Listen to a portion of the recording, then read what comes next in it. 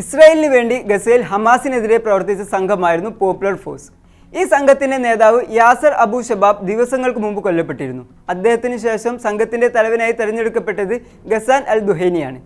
ഇസ്രായേലിന് വേണ്ടി ഫലസ്തീൻ ജനതയെ ഒറ്റിക്കൊടുക്കുന്ന പോപ്പുലർ ഫോഴ്സിന്റെ പുതിയ നേതാവിന്റെ വിശേഷങ്ങൾ അറിയാം. സ്വാഗതം ഇൻഡെപ്തിലേക്ക്.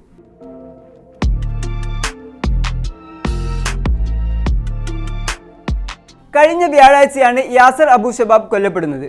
സംഘത്തിനുള്ളിലെ ആഭ്യന്തര തർക്കമാണ് കൊലപാതകത്തിലേക്ക് നയിച്ചത് എന്നാണ് റിപ്പോർട്ടുകൾ. ഇത് ശരിവെക്കും വിധത്തിലുള്ള ചില ദൃശ്യങ്ങളും പിന്നാലെ പുറത്തു വന്നിരുന്നു.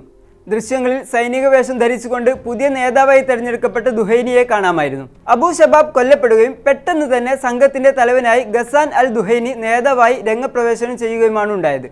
അബു ഷബാബ് കഴിഞ്ഞാൽ പോപ്പുലർ ഫോഴ്സിൽ രണ്ടാമനായിരുന്നു ഗസാൻ അൽ ദുഹൈനി. ഇസ്രായേൽ നേരിട്ട് റിക്രൂട്ട് ചെയ്ത വ്യക്തിയായതിനാൽ അബു ഷബാബ് ഗ്രൂപ്പിന്റെ മുഖമായും പ്രായവും സായുധ തന്ത്രങ്ങൾ മെനയാനുള്ള മിടുക്കും കണക്കിലെടുത്ത് ഗസാൻ അൽ ദുഹൈനി സംഘത്തിലെ രണ്ടാമനായും പ്രവർത്തിച്ചു.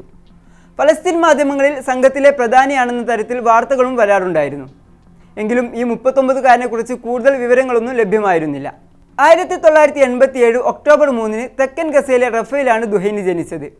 ഫലസ്തീനിലെ പ്രബല ഗോത്ര വിഭാഗമായ തരാബിൻ ബെഡൂയിൻ വിഭാഗത്തിൽപ്പെട്ട വ്യക്തിയായിരുന്നു അദ്ദേഹം. ഇതേ വിഭാഗത്തിൽ നിന്നുള്ള ആൾ തന്നെയായിരുന്നു യാസർ അബു ഷബാബും. നേരത്തെ ഫലസ്തീൻ അതോറിറ്റിയുടെ നിയന്ത്രണത്തിലുള്ള സൈന്യത്തിൽ ഫസ്റ്റ് ലഫ്റ്റനന്റ് പദവി വഹിച്ചിരുന്ന വ്യക്തിയായിരുന്നു ദുഹൈനി. പിന്നീട് സൈന്യത്തിൽ നിന്ന് രാജിവെച്ച അദ്ദേഹം ഗസാ മുനമ്പിലെ സായുധ വിഭാഗമായ ജയ്ഷെ ഇസ്ലാമിൽ ചേർന്നു. ഇസ്ലാമിക് സ്റ്റേറ്റ്സുമായി ആശയപരമായ ബന്ധമുണ്ടെന്ന് ആരോപണം നേരിടുന്ന സംഘടനയായിരുന്നു ജയ്ഷെ ഇസ്ലാം. വെള്ളിയാഴ്ചയാണ് ഗസാൻ അൽ ദുഹൈനിയെ സംഘത്തിന്റെ തലവനായി പ്രഖ്യാപിച്ചുകൊണ്ട് പോപ്പുലർ ഫോഴ്സ് പ്രസ്താവന ഇറക്കിയിരിക്കുന്നത്. പിന്നാലെ ഹമാസിനെതിരായ പ്രവർത്തനങ്ങൾ തുടരുമെന്ന് ദുഹൈനി പ്രഖ്യാപിക്കുകയും ചെയ്തു. ടൈംസ് ഓഫ് ഇസ്രായേൽ ഉൾപ്പെടെയുള്ള മാധ്യമങ്ങളോട് തനിക്ക് ഹമാസിനെ ഭയമില്ലെന്ന് ആവർത്തിക്കുകയും ചെയ്തു അദ്ദേഹം.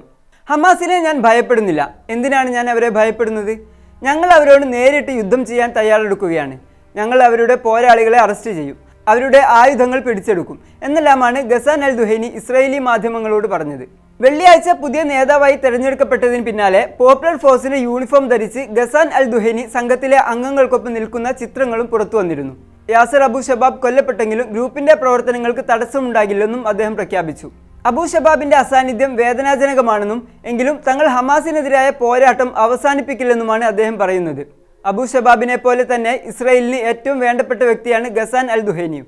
ഇസ്രായേലിന്റെ നിയന്ത്രണങ്ങൾക്കും നിർദ്ദേശങ്ങൾക്കും അനുസരിച്ചാണ് അദ്ദേഹവും പ്രവർത്തിച്ചിരുന്നത്. ഗസയിലേക്ക് എത്തുന്ന സഹായ ട്രക്കുകൾ കൊള്ളയടിച്ച് അത് ഹമാസിന്റെ തലയിലിടുന്നതാണ് പോപ്പുലർ ഫോഴ്സിന്റെ പ്രധാന പ്രവർത്തനങ്ങളിലൊന്ന്. ഇതിലൂടെ അന്താരാഷ്ട്ര തലത്തിൽ ഹമാസിന്റെ വിശ്വാസ്യത തകർക്കാനാണ് അവർ ലക്ഷ്യമിടുന്നത്. ഫലസ്തീൻ അതോറിറ്റിയുടെ സുരക്ഷാ സേനയിൽ പ്രവർത്തിക്കുന്ന കാലം തൊട്ടേ ദുഹൈനി കടുത്ത ഹമാസ് വിരുദ്ധനായിരുന്നു. റഫയിലെ ഒരു തുരങ്കത്തിൽ നിന്ന് നിരവധി ഹമാസ് പോരാളികളെ പിടികൂടി ചോദ്യം ചെയ്യുന്ന ദുഹൈനിയുടെ ഒരു വീഡിയോ അദ്ദേഹത്തിന്റെ അനുയായികൾ നേരത്തെ പ്രചരിപ്പിച്ചിരുന്നു. ഹമാസിനെതിരായ തങ്ങളുടെ പ്രവർത്തനങ്ങളെ നയിക്കാൻ യോഗ്യനാണ് ദുഹൈനി എന്ന് ഉറപ്പിക്കുന്നതിന് വേണ്ടിയായിരുന്നു ഇത്. ഇതിനിടയിൽ 2 തവണ ഹമാസ് ദുഹൈനിയെ കൊലപ്പെടുത്താൻ ശ്രമിച്ചിട്ടുണ്ട്. എന്നാൽ 2 ശ്രമങ്ങളിൽ നിന്നും അദ്ദേഹം തലനാരിഴക്കാണ് രക്ഷപ്പെട്ടത്. ഒരു ഓപ്പറേഷനിൽ ദുഹൈനിയുടെ സഹോദരൻ കൊല്ലപ്പെട്ടു. റഫേലുണ്ടായ മറ്റൊരു ആക്രമണത്തിൽ അദ്ദേഹത്തിന്റെ കൂടെ ഉണ്ടായിരുന്ന 4 പേർ കൊല്ലപ്പെട്ടെങ്കിലും ദുഹൈനി രക്ഷപ്പെട്ടു.